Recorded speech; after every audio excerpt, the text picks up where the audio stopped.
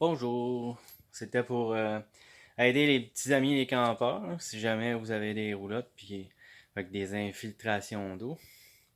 Moi, j'ai tenu de travailler fort pour trouver des matériaux de remplacement adéquats, mettons. De ce que j'ai trouvé pour, mettons, pouvoir faire les roulottes avec, comme la mienne, elle a du fibre de verre dans le devant, fait qu'elle a des formes arrondies. C'est un petit peu plus difficile à recréer l'espèce de maçonnette de carton qu'ils mettent là-dedans, qui pogne l'humidité avec le laine dans le mur. Fait que quand t'as de l'infiltration, ta laine vient tout trempe, puis ton maçonnette vient tout détrempé, puis moisi. Fait que faut trouver des solutions, des astuces pour remplacer ça. Moi, ce que j'ai trouvé, c'est du contreplaqué de Meranti. Ça se vend à panneau de 4x8. Ça a 3,16 d'épais. C'est quand même assez flexible. Donc, on peut faire certaines courbes avec jusqu'à un certain niveau de courbe. Là. À un moment donné, ça a une limite.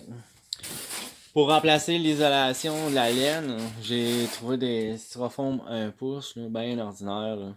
Ça fait la job. Puis, pour faire des courbes plus prononcées, comme les courbes dans le haut du toit, autrement dit, c'est... les autres, ils appellent ça... c'est du PVC. Les autres, il y en a gros qui utilisent ça pour faire des bandes de hockey. Fait que les autres, ils appellent ça de la bande de hockey. Mais c'est un panneau de PVC de 4x8. Un 8 d'épais. Puis c'est super, super, super flexible. Je vais essayer de vous le montrer. Regardez comment ça épouse le rond que tu veux.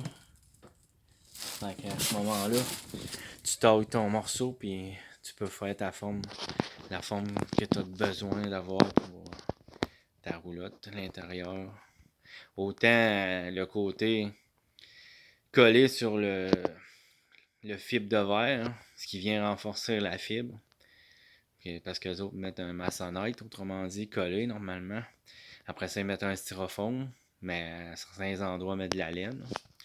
Mais quand il y a des infiltrations d'eau, ça fait des maudits beaux dégâts. Fait qu'un coup ouvert les murs, mais là, après ça, il faut que tu improvises pour réparer.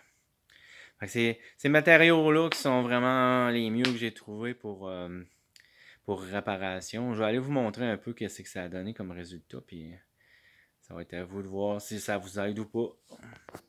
Bon, fait qu'on est rendu dans les bijoux. Je vais prendre une lampe un peu. Bon, en tout cas, la forme arrondie que je vous parlais, qui est vraiment prononcée dans le haut, c'est vraiment ça que ça donne. Ça donne un beau PVC en rond.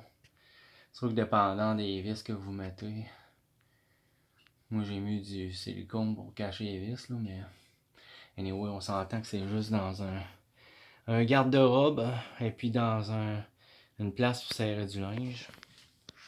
C'est pas ben vieux mon affaire, mais il y a toujours moyen de coller au pire ou de visser pour pas que ça se voie.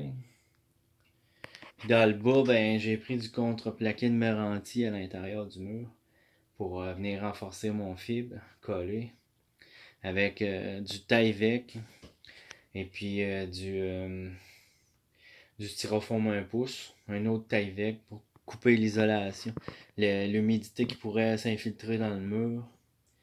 Puis j'ai remis le panneau d'origine, j'ai été capable de récupérer le panneau du bas. Mais le panneau du haut, il était vraiment irrécupérable, il y avait des champignons puis tout. Là, fait que moi j'ai traité tout ce qu'il y avait de moisissure dans le mur. Puis j'ai remis du matériel neuf.